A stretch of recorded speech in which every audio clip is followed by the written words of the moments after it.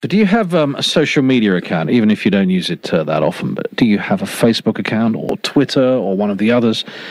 Do you send emails? To all intents and purposes, if you're online these days, you are a publisher. It's that thing that we're all publishers now. As soon as you disseminate information, even if it's only to a few friends, you are publishing. The front cover of Wednesday's edition of the French satirical magazine Charlie Hebdo, the first since the attack last week, will feature a cartoon of the Prophet Muhammad.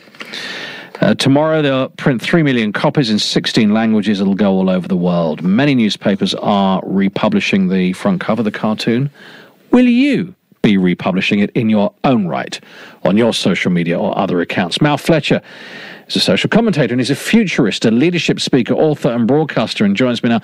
Hello, Mal. Will you be republishing this image?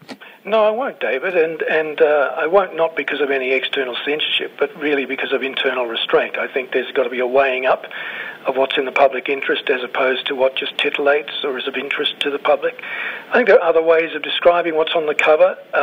That's not to say that the cover cartoon shouldn't ever be reproduced. I think it's a question of timing. We do need to make these strong statements against what I've called a new form of fascism, and that's exactly what these violent extremists represent.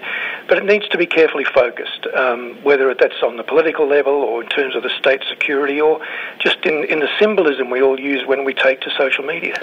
This is such an interesting debate, and I've read two compelling arguments for and against publishing this cartoon tonight. One from Mehdi Hasan, the political commentator, the Muslim political commentator who writes for the Huffington Post. He's the editor there. And he says, absolutely, he is not Charlie, and that it is glaring liberal hypocrisy to republish these offensive cartoons. Equally, though, here's Harvey Weinstein, the film producer, who's written a really articulate piece for the entertainment magazine Variety, saying the tragedy in France is that it's a stunning blow against freedom of speech and freedom of joy, and it draws parallels to the horrors of the Nazis and their mad attempt to destroy books. He's talking about the importance, again, of freedom of speech. They're both really compelling arguments in their own way, aren't they?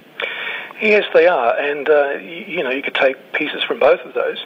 But I think what's needed here is some self-imposed restraint, as I said. I'm not advocating that we don't have the right to publish these things. I'm certainly not suggesting that satire should be abandoned just because it offends someone. What I'm suggesting is that even righteous actions sometimes have to be judged by their context. And given the incendiary nature of the events last week, I think it might have been wiser just to tread a little more cautiously in terms of Charlie Hebdo, but also in the way we treat social media, not fearfully, not out of fear, just wisely in the immediate aftermath of a very troubling situation. Really interesting. Mal, nice to talk to you again. Thank you very much for your time tonight.